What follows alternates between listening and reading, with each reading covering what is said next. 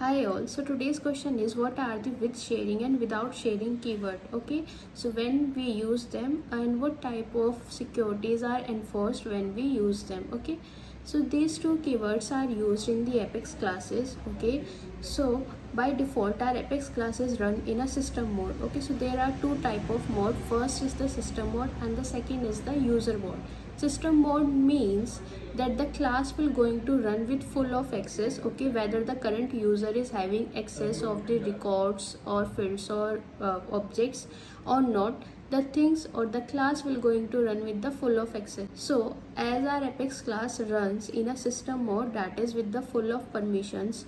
Okay, it doesn't matter now either my user is having permission of records or not to modify them. Okay, the class will going to run with the without sharing keyword. Okay, so by default it is run with the without sharing, or can say in the system mode.